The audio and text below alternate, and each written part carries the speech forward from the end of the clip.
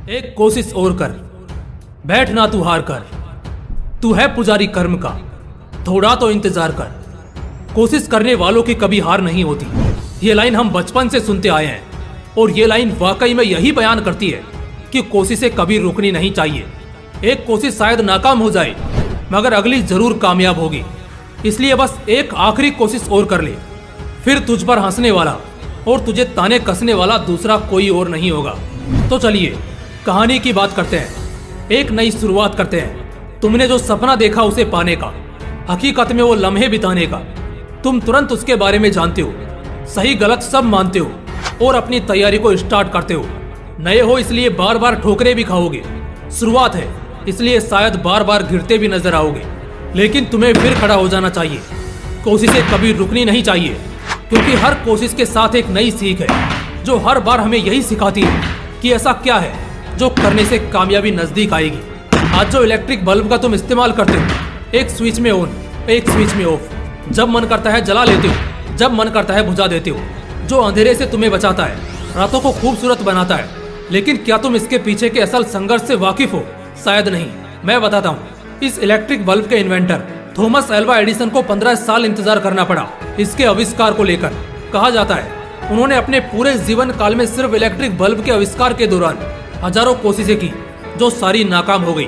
उन्होंने बहुत बड़े बड़े पेपर्स पर स्केचेस बनाए, दिन के 16-16 घंटे काम किया। रोशनी को और करीब से जानने के लिए वो जंगलों की छांव में भटकते थे जहां वो नए नए आइडिया जुटाते। लेकिन हजारों कोशिशों के बाद भी एडिसन को कामयाबी नहीं मिल पाई।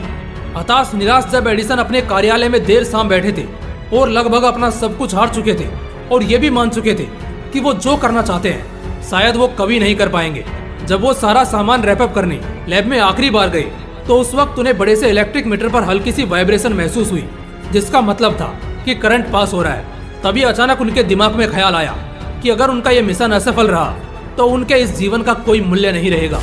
बस इसी सोच के साथ उन्होंने एक आखिरी कोशिश करने की सोची। उन्होंने अब तक की हुई हर कोशिश का एक निचोड़ निकाला और जाना कि उनके असफलता का सबसे बड़ा कारण क्या था। और इन सब के बाद उन्होंने एक आखिरी कोशिश की और उसी कोशिश के कारण आज हम अपने घरों में लाइट बल्ब का इतने सुविधा से इस्तेमाल कर पा रहे हैं।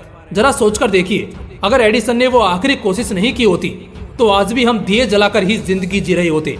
और दूसरी बात कि सबसे बुरा खुद एडिसन के साथ होता, क्योंकि अगर उन्होंने इस आखिरी कोशिश को अंजाम नहीं दिया होता तो उनकी पिछली सारी कोशिशें जितनी उन्होंने अब तक की थी वो सभी नाकाम हो जाती।